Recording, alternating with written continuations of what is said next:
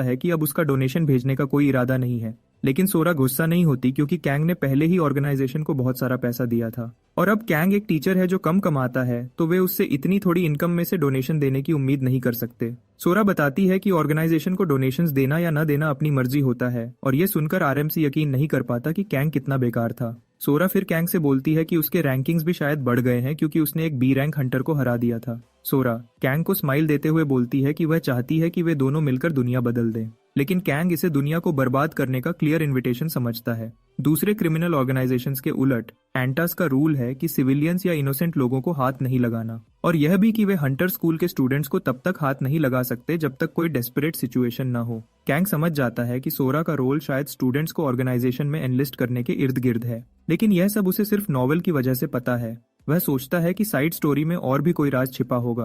Kang फिर सोरा से उसके मिशन के बारे में पूछता है और वह लड़की उससे बोलती है कि बस स्कूल लाइफ में एडजस्ट करने पर फोकस करो। वह उसे ये भी कहती है कि यहाँ पर कुछ दोस्त भी बना लो। कैंग फिर उससे और डिटेल्स मांगता है, ये कहते हुए कि वह ज्यादा जानना चाहता है ताकि वह प्लान्स बना सके। सोरा उठकर जाने लगती है और कैंग से बोलती है कि अगर उसे और डिटेल्स चाहिए तो उन्हें रेगुलरली मिलना होगा। वह हर मंथ के आखिरी मंगलवार को मिलने का सजेस्ट करती है। कैंग पूछता है कि उसने मंगलवार ही क्यों चुना, और सोरा बताती है कि मंगलवार को यूजुअली ऑफिस डिनर्स नहीं होते, तो वे तब डिनर कर सकते हैं। और ये कहकर सोरा चली जाती है। वीकेंड तक कैंग अपनी ट्रेनिंग चो के साथ दोबारा शुरू करता है क्योंकि चो कैंग की ग्रोथ से इम्प्रेस्ड है। उसने एक सीक्रेट मैनुअल लिखने का फैसला किया जो उसकी इनर एनर्जी सर्कुलेशन को मार्शल आर्ट्स टेक्निक्स के साथ गाइड करेगा। चो कैंग से बोलता है कि उसने उसका डांटियन खोलने में मदद की है, लेकिन उसे मास्टर करना उसके अपने हाथ में है। जो उसे बताता है कि उसे हर रोज अपने पूरे बॉडी में इंटरनल एनर्जी सर्कुलेट करने की प्रैक्टिस करनी होगी ताकि वह इसे अच्छे से समझ सके।